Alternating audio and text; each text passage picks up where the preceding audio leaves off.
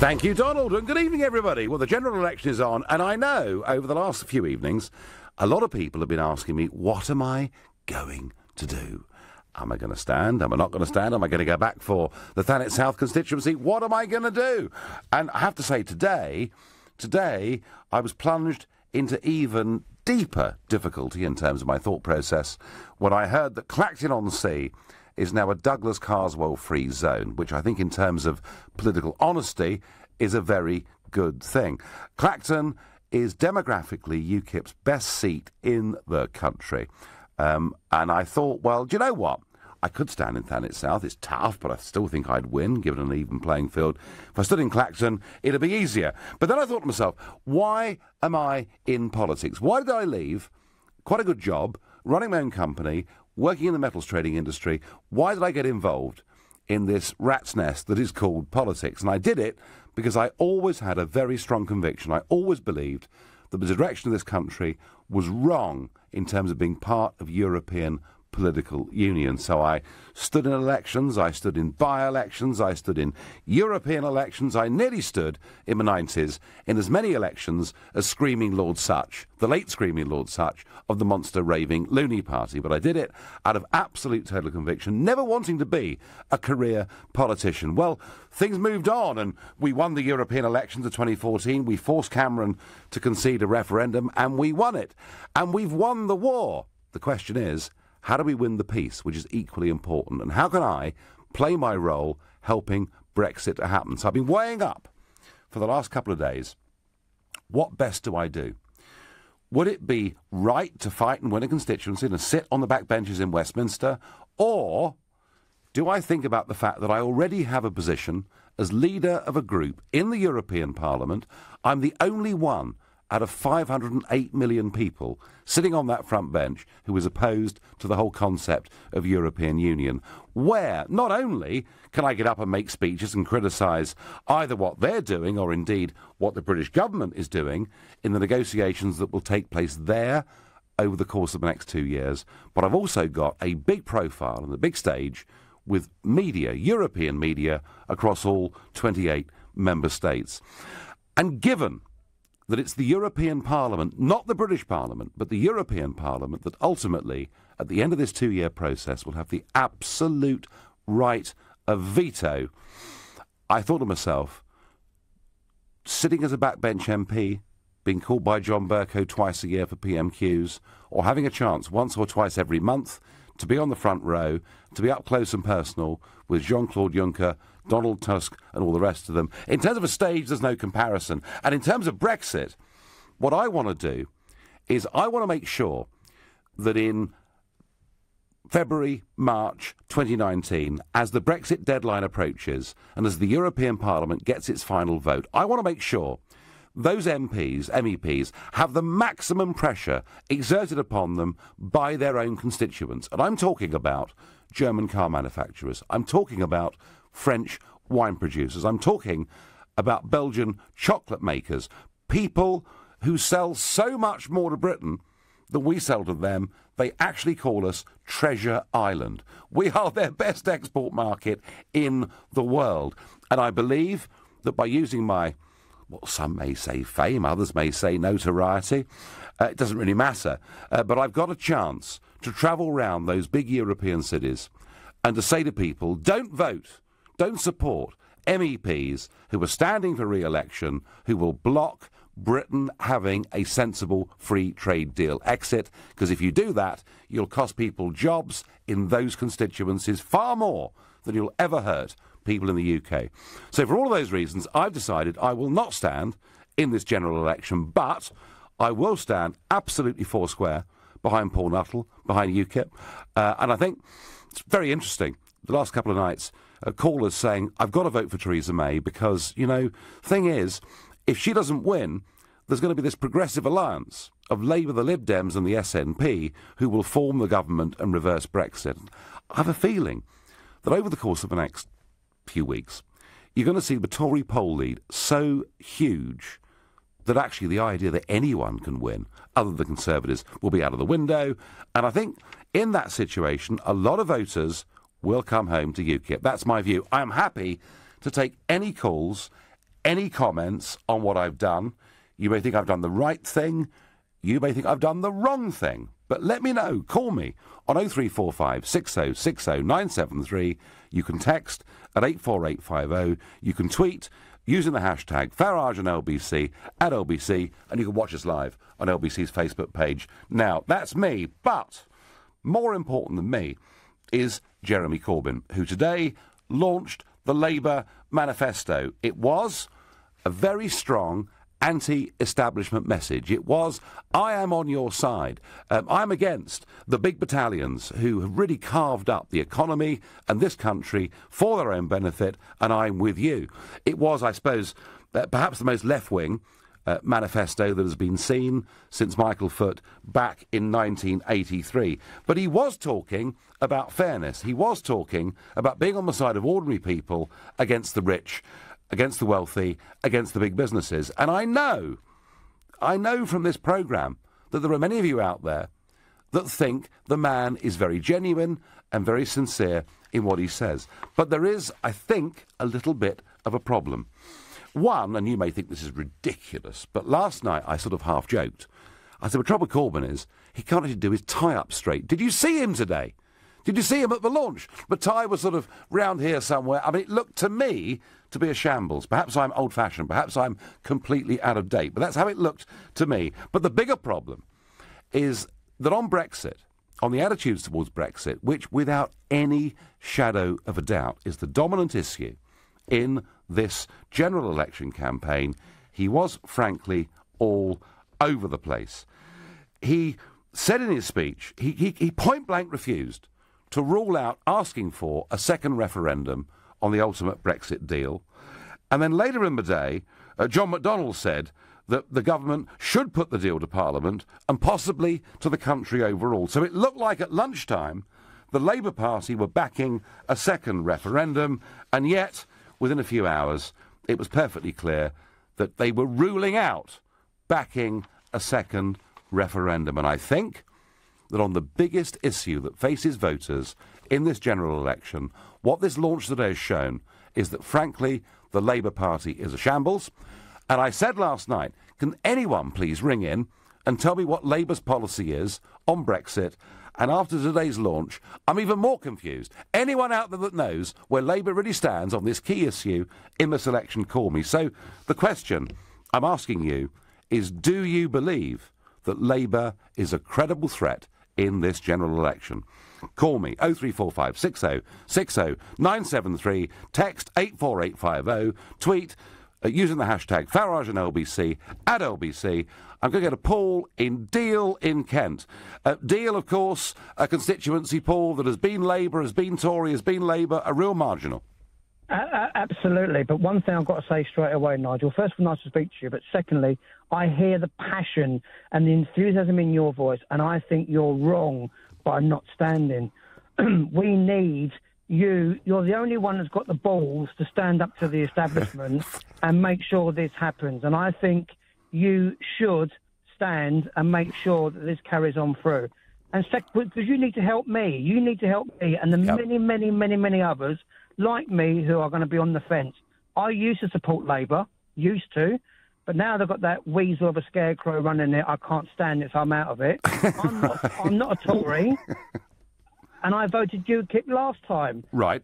So now what do? You know, I think UKIP hasn't got much running ground anymore without you being in there. Labour, I can't stand. The others, the Lib Dems and the Greens, who the hell are they? And well, the Conservatives are going to win it, but I don't agree with their manifesto. And I'm not alone.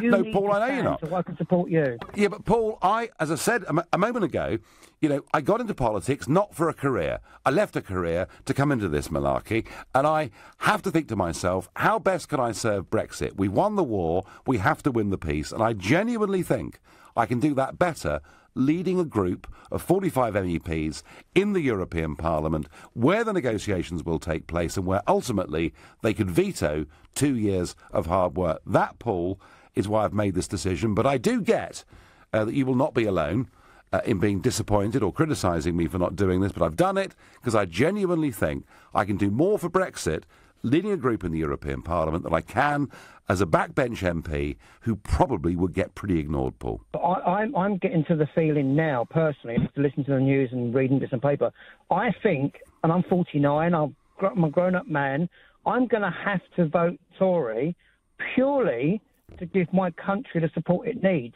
Not because I agree with its mandate or its policies or I agree with the Conservatives, because I don't. But I feel now I have to vote for them to give Theresa May the backing that she needs to be strong and powerful to get Brexit through. Because I don't care what anybody says. This election is all about Brexit. Oh, Paul, listen, I agree with that, mate. Absolutely. I mean, I would say this to you. If you're a strong Brexiteer, you've got two choices, haven't you? Because you can't vote Labour, because they haven't got a policy. You can't vote Lib Dem, because they're pro-Remain and second referendums.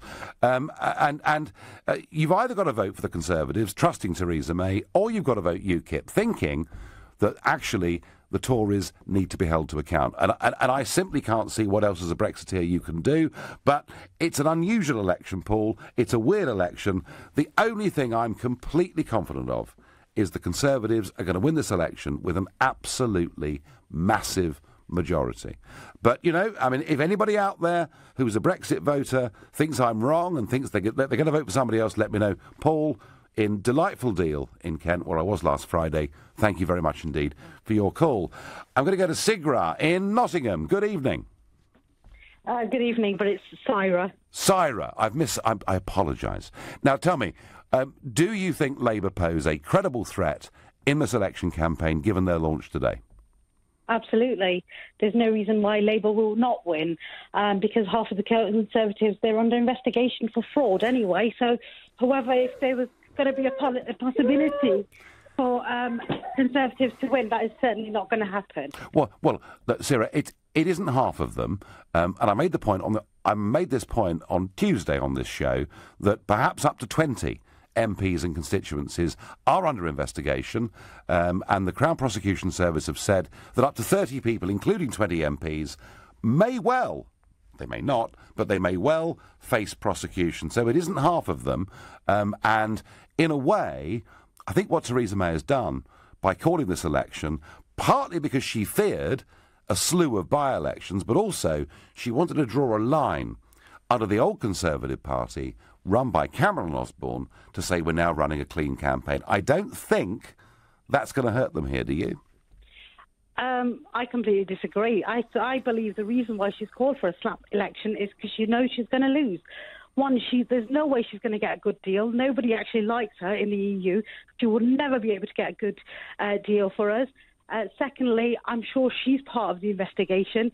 Well, if she certainly isn't now, she definitely will be, because I'm positive she's got her hand in it. But regardless of that, what I found comical, and the reason I'm actually ringing up, is that you've actually put a statement on there saying that I've decided not to take part in the general election.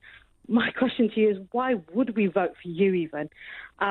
What you did during Brexit, the lies, the 350 million, we're still waiting on that. Well, but hang on, I never mentioned that. Yes, you did. No, I didn't. Times you did. Never, not once. You deny it. No, do you know what? I do deny it. I never mentioned it once. Don't put words into my mouth that are false. There were posters by your party. There weren't. Absolutely everywhere. There were posters of refugees from Middle East, which had nothing to do with Brexit. You used a horrid, nasty campaign that you led. You're talking about we won the war, let's win the peace. Yeah. With the stuff that you've done, do you really think that you can sit there and dictate? You do sound like a very, very sore loser, and I'm very happy.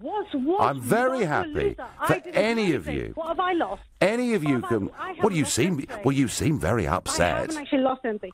I'm upset. I'm upset the fact that people like you are given a platform. I know. Isn't it dreadful? Can you imagine someone like me? Can you really imagine that someone like me, who led a party in 2014 to winning a national election, something that had not been done since 1906 by either the Labour or the Conservative parties, should have a platform? Can you believe it? Isn't it ghastly? And, you know, I'm happy for anyone to ring up and disagree, but please, please get your facts right, because I'm afraid that one wasn't correct. Right now, you're listening to the Nigel Farage Show, exclusively on LBC. It's 7:17. It can take a decade for someone to talk about their mental health, so LBC and charity Heads Together are starting the conversation now. Mark Austin's daughter had such severe anorexia, it left her close to death. Talking about it helped them both cope. I think I always had this underlying depression, this underlying low, where I always felt like I wasn't good enough. Having this, like, one thing that I could control, and anorexia was a way of me showing that I wasn't okay. It was like you were completely determined to kill yourself. And I can remember at one stage saying, if you want to go ahead and starve yourself to death, you go ahead. I obviously didn't mean it, but I was so helpless. I'll always remember thinking then that it wasn't just me that this was affecting, it was everyone. When I did start opening up to you and everyone else around me, I decided I really wanted to get better. I wanted to live a life. It sort of jogged the memory of the fact that there had been a Maddie before anorexia. Mental Health Matters today on LBC. Are you confused about PPI? At PPI Hotline, we want to give you the facts. There is absolutely every reason to check you had PPI. Even if you think you never have, we can help you find out, as you could be owed thousands. And now there's a deadline. We just need the name of the bank you've had loans or credit cards with, and we'll check for free. So find out now if you're owed by texting CHECK to 82222. PPI Hotline. Text CHECK to 82222. Whether you're battling traffic in Waterloo or crossing King's Cross like a king, if you're powering past Battersea or flying down to Canary Wharf, when you're going like the clappers to Clapham or want to get to Seven Sisters in one tap, at My Taxi, we're always looking for ways to improve our service and yours. So you can breeze down the bus lane safe in the knowledge that if your cab is black, this app always has your back. My Taxi, the black cab app. Yes, I'm happy to confirm. You've certainly got £1 million. Yes! Oh my God, I love you! I love you so much. No, you're lucky to Get in there! I'm sorry. Oh my word. You take care. Lovely speaking thank you so much. I know. At least 6 millionaires are made every week with the National Lottery. Game rules and procedures apply. Players must be 16 or over. When your grandma fell and broke her hip, it crippled the whole family, especially you. At Super Carers, we know that being responsible for an elderly loved one can leave you as anxious and overwhelmed as they are. It's okay to ask for help. Super Carers will match your loved one with a trusted and compassionate carer, giving you back control of your life. Choose home care that has people at its heart. Visit supercarers.com. Here at The Claims Guys, we'd like to offer this assurance to anyone worried by the deadline on PPI claims. There is still time to make your claim. Our experts will work fast to discover if you were ever sold PPI. And once we've completed your free PPI check, you can then pursue your own claim or let us do it for you. It's your choice. Even if you can't find any paperwork, just text the word EASY to 60777 and let The Claims Guys do the rest. Text EASY to 60777 now. The Claims Guys. Q the big sale at Network Q, the best place for approved used Vauxhalls. Q the finance with 7.9% APR representative. Q the savings with a big £500 deposit contribution. And Q the extras with 1 year's roadside assistance and 1 year's warranty. Q the big sale at your local Vauxhall Network Q retailer between the 7th and 24th of April. Personal contract purchase. Finance subject to status. 18 plus T's and C's apply. Finance provided by Vauxhall Finance. Available on selected models at participating retailers. This is LBC, the Nigel Farage Show. Call 0345 6060 973. Text 84850. Tweet at LBC using the hashtag Farage on LBC.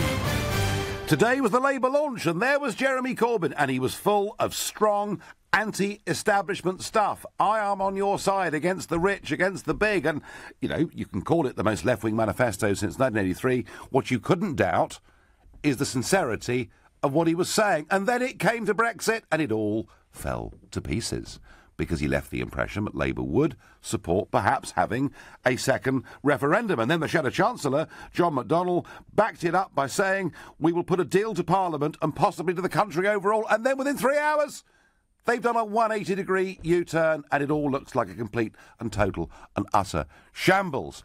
And I have a text here that says, Nigel, I know you fancy yourself as a politician, but commenting on someone's tie is a bit pathetic.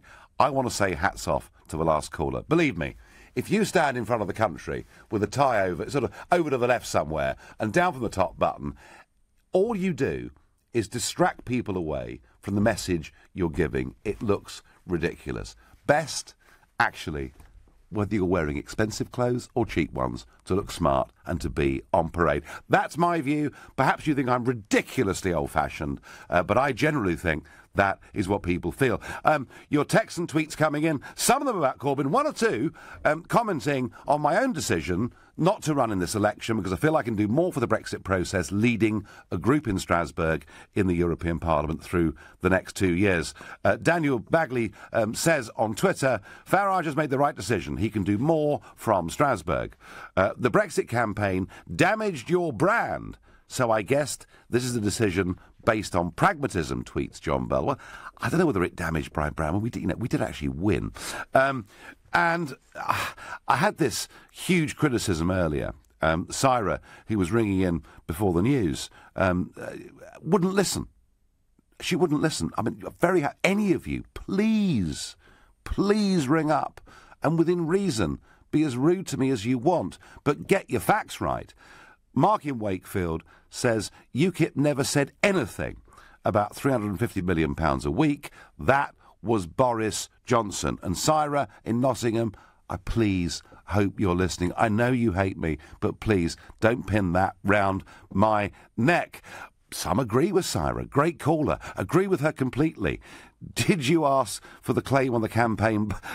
Did you ask for it to be changed on the campaign bus? It wasn't my campaign bus. Mine was a big open double-decker, and it said, we want our country back. And some people thought that was going over the top. I didn't. I think it helped us to win. I wonder what Birkin in Sidcup makes of today's general election politics. Good evening. Good evening, Nigel. How are you? I'm all right. Yeah, I'm happy.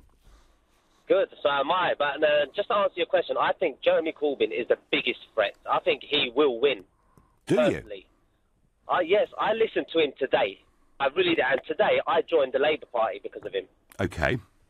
I think the points he hit about the top 1%, about the economy and the system being rigged, and these are points that have never been addressed by establishment MPs.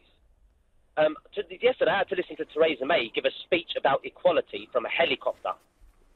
Right. You know, and I've heard all of this before from Theresa May, and I've seen her, I've studied her through PMQs. She always responds, but she doesn't answer.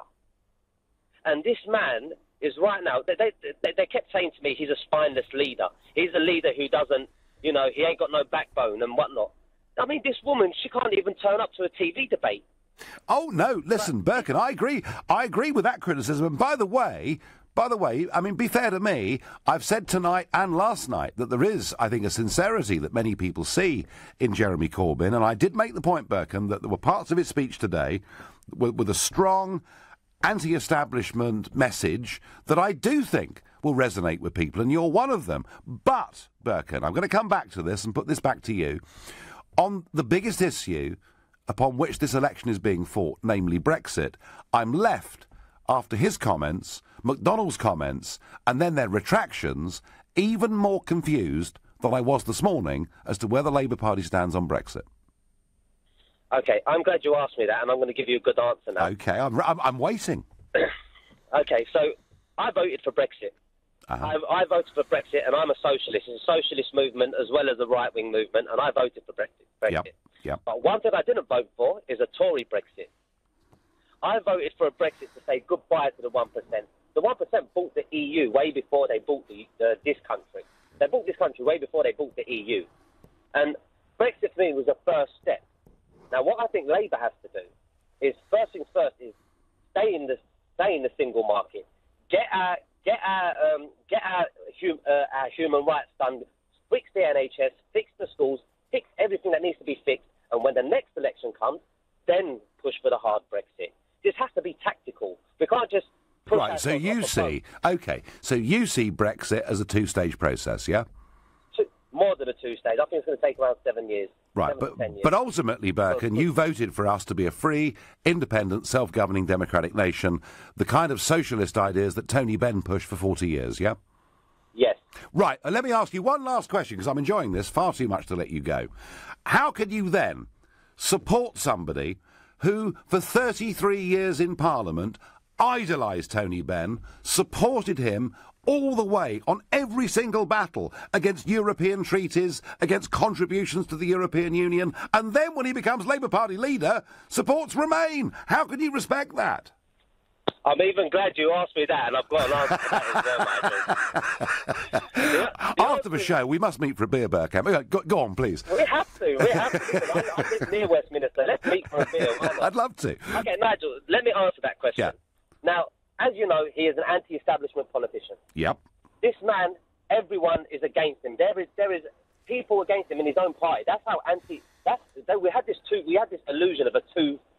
So why did he back? Why did he back Goldman Sachs? Why did he back Tony Blair? Why did he back all the multinational companies? Why did he back Jean-Claude Juncker? Why did this anti-establishment figure in the biggest constitutional debate we've ever had and will have, Burkhan, in our lifetimes, why did he back the establishment?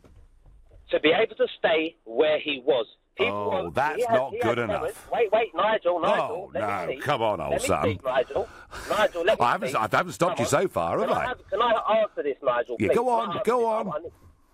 OK, the party was against him. He had to stay in power.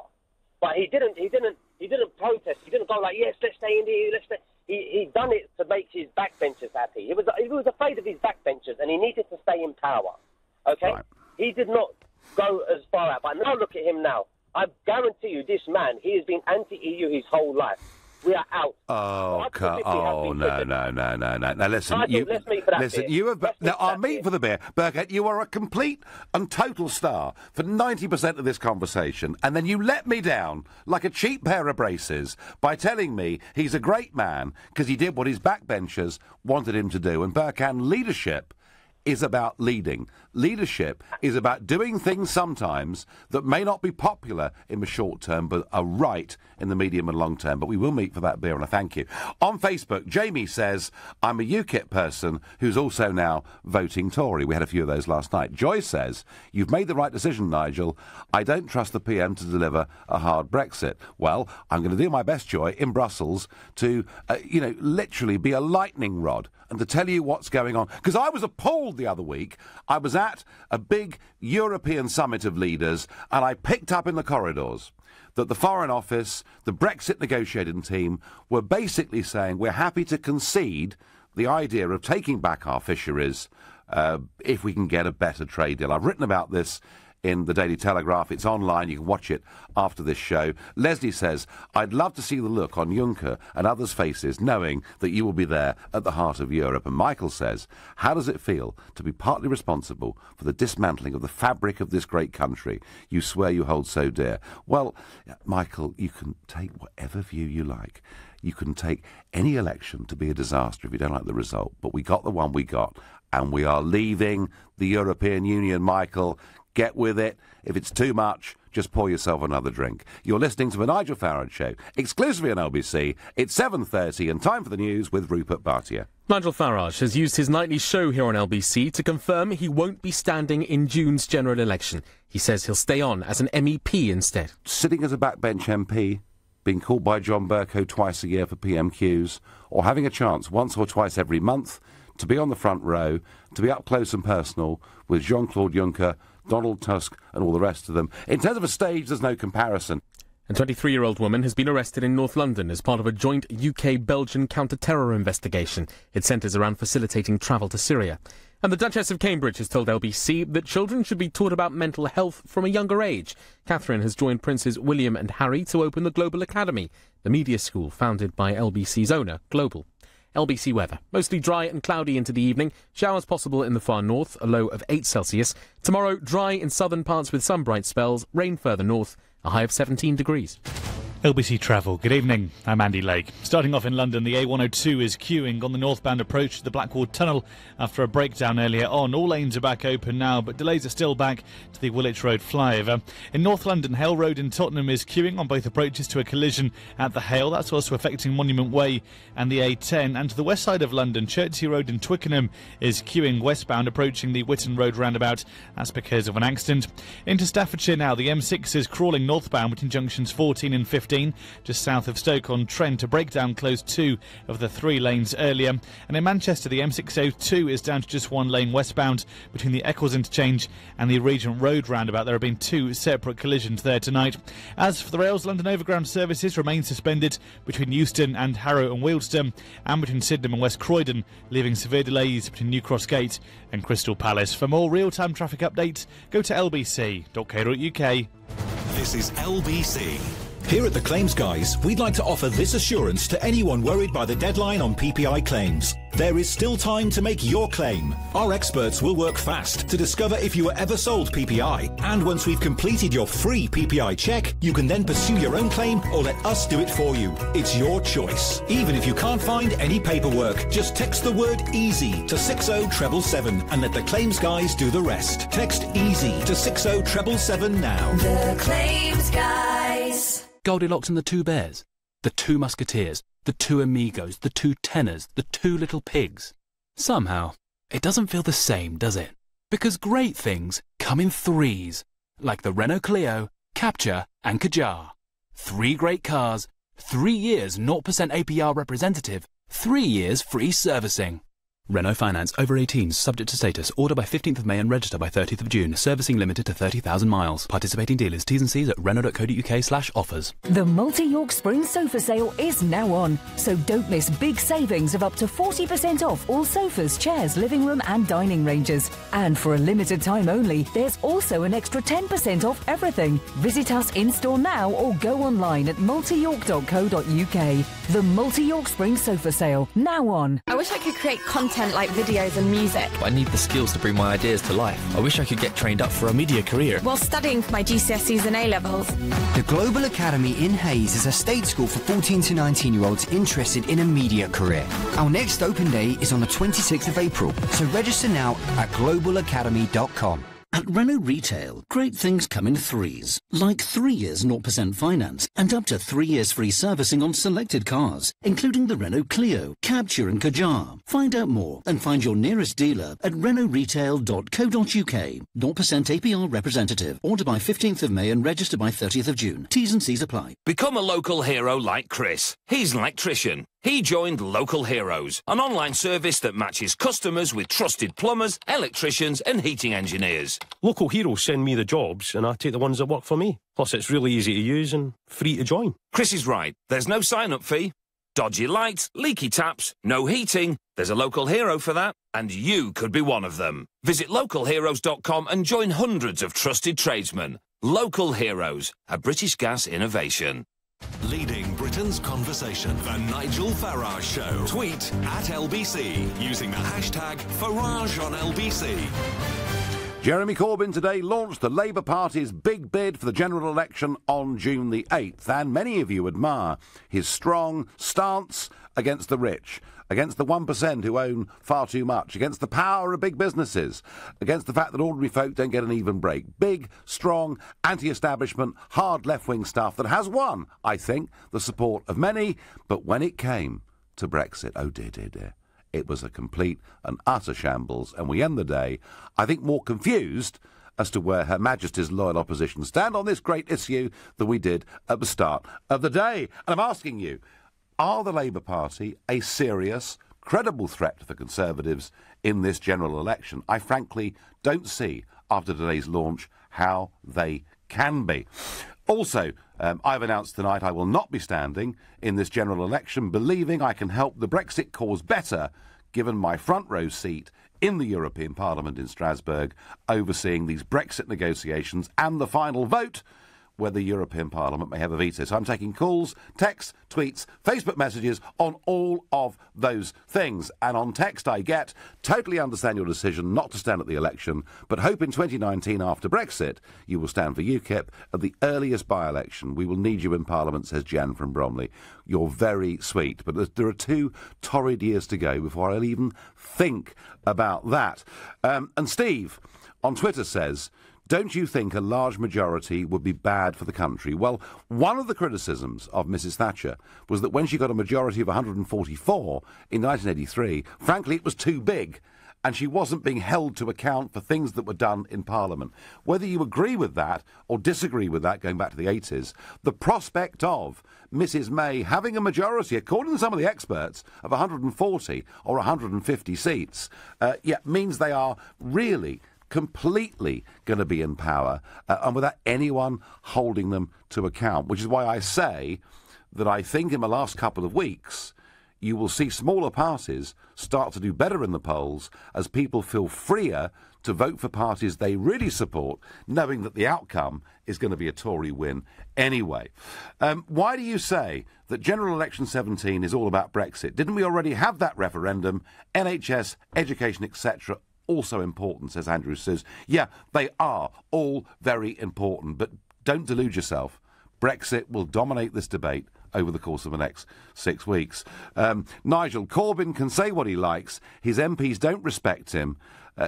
His policy of no second referendum means nothing when the leader is not in control, says Steve in Winchester. And what I love here, David in Northern Ireland says, glad you're staying in the European Parliament, Nigel. We need you there to make sure the European gangsters keep the violin cases under the table. David, I don't recommend you visit Brussels anytime soon. You'd be even less popular than I am. But I'm going to ask Pat from House and Regis. Pat, how do you feel? How do you feel? Either about my decision not to stand or about Corbyn being a credible threat? Evening, Nigel. Good evening. I feel you've made a very poor decision. Yep. I'm very disappointed as a UKIP member and a supporter. Yep. I also think whereas you've strengthened UKIP, to a certain extent, we had 6 million votes in the last election. The vast majority of those votes will just swave over to the Tories, and I think then you'll be responsible for the demise of UKIP. Oh, because thank you. It will just fold. It will just fold. Because well, let's get the facts right, Pat, first. Well, can I just finish? If you were standing in Clacton, you will bolster that support all over the country. They know you're there. They know you're going to do well. And it will bolster the support for UKIP. UKIP will be around, and we need UKIP. If UKIP go, then who's going to look after the indigenous population, which is in the majority? That no one's talking about immigration either. None of the parties are talking about immigration. We're back to square one, regardless of Brexit. Pat, let me just get some facts right here. UKIP got 4.5 million votes in the European elections of 14, and it got 3.9 million votes in the general election of 15. Okay. Interestingly, nearly half of the voters in 14 switched to the Tories, mostly through fear of the SNP. So between 2014 and 15, 6 million people did vote UKIP. So you're right, but I just wanted to get some sort of context on that. Yeah. Pat, you know, I've spent a quarter of a century helping to build this party. I had a big lunchtime meeting with Paul Nuttall yesterday. I've been on the phone with him today. I intend to help him and support him in any way I can over the course of the next 6.5 weeks. But I do have, Pat, on a UKIP ticket, a very responsible job in the European Parliament, leading not just UKIP MEPs, but other Eurosceptic MEPs from across the rest of Europe. And in terms of, and I get your point, short term, some will say, well, if Nigel was standing, it might help all of us. But actually, I'm not going away, Pat. I'm going to be around. I'm going to be appearing on shows. I'm going to be travelling around. But, Pat, in terms of Brexit, in terms of the process, I feel I can do more in the European Parliament than I could as a backbench MP. Well, I still think you're wrong. Okay. And I hope UKIP do not fold after the election. But I think if there's a poor showing, a really poor showing, that will see the end of UKIP. And we need a party that we can trust to support us. The Brexiteers are the ones that didn't want immigration. That was mainly on it.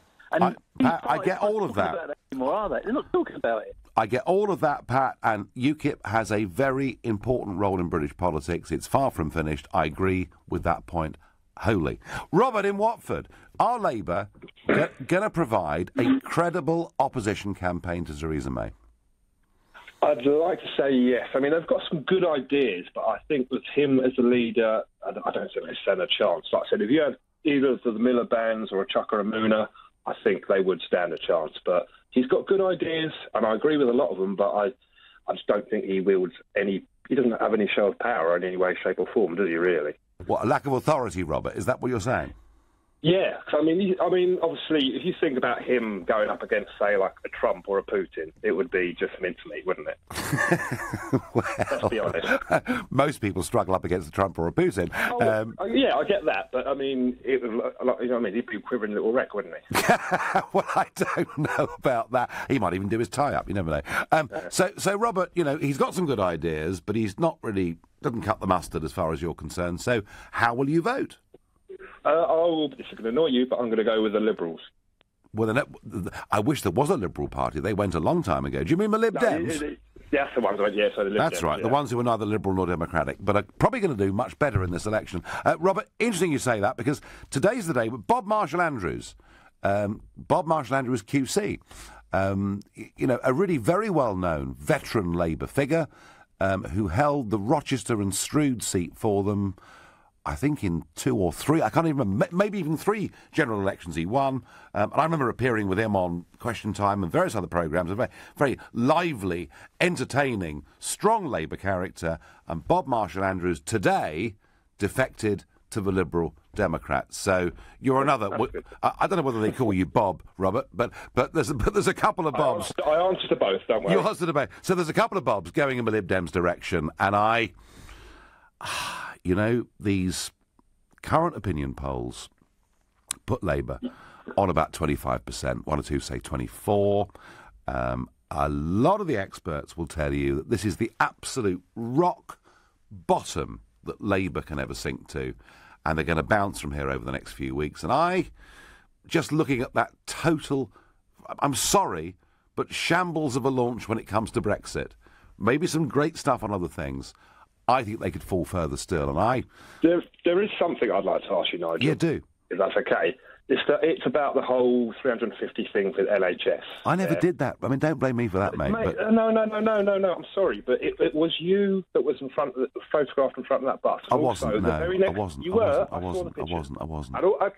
Okay, then this urban myth here, but anyway, go on, ask the question. The very next day on GMTV, when Susan Reid asked you about it, you said, that was a misunderstanding. You never come round and said that was nothing to do with you. You only said that after the fact. Do you know, sometimes, Robert, sometimes in life, things get stuck in people's minds that are not correct. You know, the famous urban myths. I never, ever, it was Boris that appeared with this 350 million a week. And do you know something?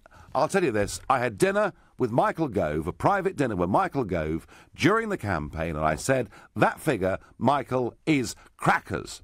You know, may have been in private, make it 200 million a week, and it would be credible. But this figure is too high, and I begged them to get rid of it, and they didn't. But please, you know, you can criticise me for all the things I've said and all the things I've done, but not the ones that I'm not directly responsible for. Also, in the debates, again, before the Brexit vote, when the whole Project Fear did their thing, they will question you about it. Again, you weren't saying then that's nothing to do with you. You're changing your story. That's why. No, I'm not changing my story, Robert, in Watford. I do many things, but I don't change my story. It's nothing to do with me. I'm going to get Boris in one night and get him to grovel and apologise to me and everybody. But, Robert, I thank you very much for your call. Labour voter there, going Lib Dem. Don't think he's on his own. Right now, you're listening to The Nigel Farage Show, exclusively on LBC. It's 7:45. Coming up at 8 on LBC, Clive Bull. Jeremy Corbyn has vowed to overturn a rigged system and give power back to the people. Does his anti-establishment campaigning convince you? Clive Bull on LBC. Well, happy driving. Cool. And who's that lying on my X-Trail's roof? Oh, that's Mike, giving the sunroof seal a final once-over. So if you could drive a little bit slower. Because we know every Nissan from top to bottom, you get even greater peace of mind. So visit Nissan's used car event from the 7th to the 24th of April, where you could drive away a used 15-plate X-Trail from £18,441. Subject to availability at participating dealers. Google Nissan Cared For to find your nearest dealer. The multi-York Spring Sofa Sale is now on, so don't miss big savings of up to 40% off all sofas, chairs, living room and dining ranges. And for a limited time only, there's also an extra 10% off everything. Visit us in-store now or go online at multiyork.co.uk. The multi-York Spring Sofa Sale, now on. Whether you're looking to get to Barnet with the wind in your hair or to hammer down to Hammersmith, if Piccadilly's like a circus, or you need to trim your time to Shepherd's Bush, when you want to wing it to the Angel and beat the herd to the Elephant and Castle. Whether it's tapping into the knowledge or breezing down the bus lanes, no one knows London like black cab drivers. My Taxi, the black cab app. Come to Galliard for brand new apartments at Orchard Wharf, London E14 from under £400,000 with estimated yields of up to 4.3% and deposits spread over 2 years. Orchard Wharf is only a 5-minute walk from the DLR, where you can connect to the tube in 2 minutes and arrive at Canary Wharf and next year's Crossrail in just 4 minutes. We're priced to sell and will fully furnish your apartment free of charge. Join us on Thursday the 20th of April from 5 p.m. till 5 p.m. Saturday the 22nd of April at the Crown Plaza Hotel, XL, London E16 1AL. Call 0203 770 6300 or visit galliardhomes.com. That's galliardhomes.com.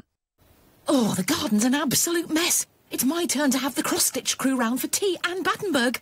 I'll have to get a landscape gardener in and a wildlife expert. It's a jungle out there. We could be eaten alive by those deadly flutterbugs. Oh, relax, relax. It's Trust a Trader. Marvellous local tradespeople who've been tried, tested and reviewed. All specialists in their areas, from landscape gardening to pest control. Oh, visit trustatrader.com. Trustatrader.com. Don't miss the Nissan Cared For used car event. On until the 24th of April at all 14 Glyn Hopkin Nissan dealerships. Search Glyn Hopkin Nissan. The Nigel Farage Show on LBC. Well, Jeremy Corbyn has launched and some big, strong, anti-establishment stuff that is resonating with some, but on Brexit it was a shambles, and I've announced I'm not going to stand in this election because I think I can do a better job for Brexit leading a group in the European Parliament. Andrew on Facebook says to me, is it not possible to be an MP and an MEP? Can't you quantum leap between the two places at once? Andrew, no, it was, and I remember when I first got elected there, Ian Paisley, the late Ian Paisley, the Reverend, was an MEP, an MP and a member of the Stormers' Assembly. But no, the rules are very clear. You can only be in one parliament at a time. Otherwise, I would not have an issue with this, and I would have put my name forward for the general election. But I am really fascinated whether you think that Corbyn can, over the course of the next few weeks, you know, I mean, he obviously talked the talk today that he's going to surprise everybody. He had to say that. But is he going to provide credible opposition over the next few weeks? I just don't think he can. I really don't think he can. If you cannot articulate a simple message on a dominant issue of the campaign, then to me, what hope have you got? But maybe AO in Leicester is going to put me right. Hello there, Nigel. Nice to speak to you. Good evening. Yeah, I've got a question for you. So you capitalised on this anti-establishment sort of, you know, view that a lot of people have in the UK, and then Brexit happened. Yes. You had Donald Trump in America who capitalised on a similar thing, and that's true. He won. That's true. And today you've got Jeremy Corbyn, who's, as you said many a time on your podcast, has a message that will resonate with quite a few people. In fact, a lot of people who probably voted for Brexit could empathise with what he said about being anti-establishment. So why can't he be or win in 7 weeks? Well, it's a good, no. That is a very, very good question, because I looked at the text of that speech and I sort of half saw it live. And do you know what? I had the same thought as you, that some of that rhetoric was similar to the Brexit campaign. It was similar to the Trump campaign, and somehow, coming from a North London intellectual socialist, it just doesn't seem to be somehow quite believable. That's Why? Why not? He's a man who stood up for working people, or for the people who are, the most disadvantaged, the least advantaged in society, for all of his political career. And now you have him standing up as leader of the Labour Party, coming out and saying, "Look, guys, I'm here for you." Why aren't people going to vote for him? I do understand. Sorry, let me cut you off again. I do apologise. Go on, I just want to get one thing. Yeah. One point I want to make is you are a fascinating human being. I watched your life stories with Piers Morgan. Yeah. That was and even though I probably disagree with 99% of what you say, I honestly kind of warm to you. I have to be honest. But the way you went about Brexit, I mean, it's something to admire, even though I probably disagree with. Well, I was out. It's something to admire. I was out to win, wasn't I? I was out to win. Absolutely, you were for so many years, and you have. You know what? You have. Even though I'm completely against Brexit, I would say you have to admire that. Now you've got a guy who's been campaigning for 20, 30 years, similar to what you did. Yeah. Using a similar message that you have, or capitalising on people, on the same people that you did. Why can't he win? Right. I thank you for your generous personal comments, and you're a true Democrat, because to actually have a half-grudging respect for someone you disagree with is what democracy actually should be about. And I have a half-grudging respect for Jeremy Corbyn, in the sense that he's not your typical backstabbing career politician. He doesn't speak about people badly, when he's off camera. He doesn't do that. And I do think the anti-establishment stuff that he puts out, I think he believes it, and he's always believed it. I'm not sure that it quite resonates, but my problem, AO, and I've said this before tonight, but I'm going to say it again to you, my problem is, how can I take him as being utterly sincere when on this crucial issue of Brexit, when Corbyn, as one of the arch-Bennites, who ever since he first entered Parliament in 1983 has argued, and indeed John McDonnell is deputy too, they've both argued that EU membership destroyed British democracy and was bad for working people, and now they're part of the Remain camp, and they still appear to be there. I think, as I would have to agree with that today, was really unclear. I think that will be cleared up over the next few days anyway. But hang on. It's only a 6-week campaign, and like it or not, this will be the dominant issue of the campaign. And to get off on the start they have today, frankly, is catastrophic. No, I appreciate that absolutely, but that'll be cleared up in the next few days. If he's got his I read something today where it was like 7 or 8 of his different policies. I saw it on a Facebook post that he shared himself on his personal Facebook, and every single one of those policies, I think, will resonate with a lot or the majority of people in this country. And I want to put this to you now, if he clears up Brexit and says Brexit means Brexit, just like Theresa did, right? Will you back him in this election? Well, I tell you what. You've said this on your whole pod, on the whole, on however long you've been on the radio today, you said, I agree with morally, what he's saying, I agree with most of it, but just this one thing, Brexit was something that Do you know what, Ao? I tell you what I do. If he comes clean and says, look, I did back Remain in the referendum because otherwise I could not have stayed as leader of the Labour Party. I'm sorry, it was not the most honest decision of my life, but I'm now going to come clean. I think Brexit's a very good thing, and we in the Labour Party will harry the government and make sure that the British people get the best possible deal from it.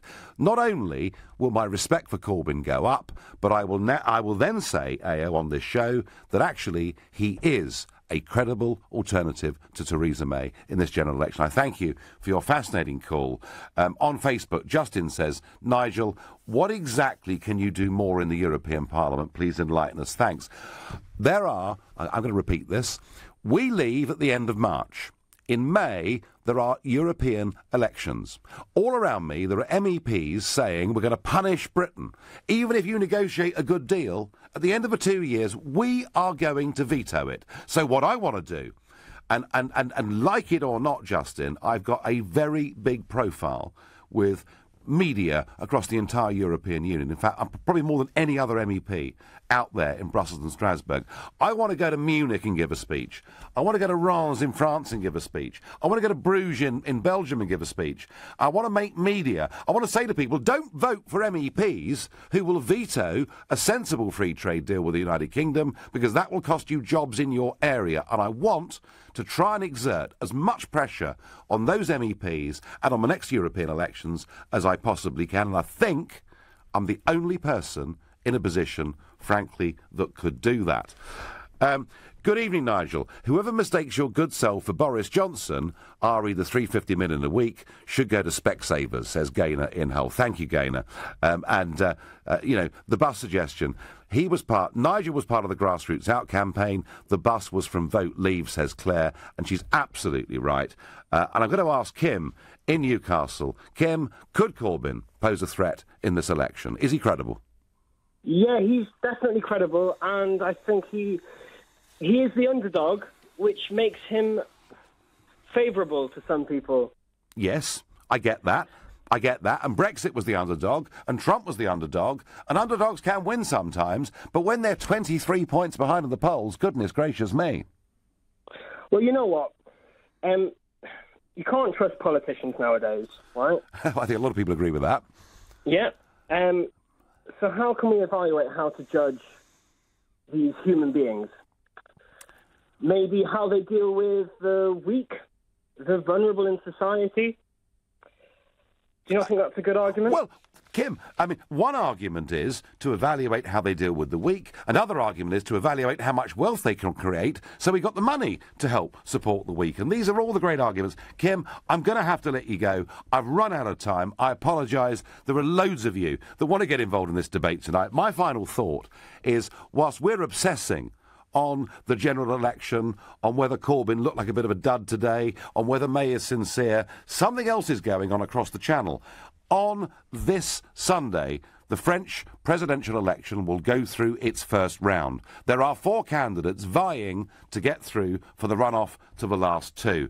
I will predict now that Marine Le Pen will get through to the final round. I don't know who she'll be against, whether it's the ex-Prime Minister Fillon, whether it's Macron, whether it's the outside left-winger Mélenchon, I don't know.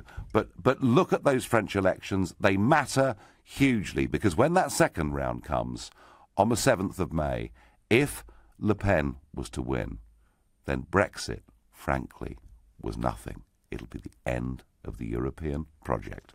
You've been listening to the Nigel Farage Show on LBC. I'm back on Monday evening from 7 when we know the result. Coming up at 10, it's Ian Collins, but up next, it's Clive Bull. Nigel, thank you, and we'll continue this conversation after the news at 8. Jeremy Corbyn, as we've been hearing, he's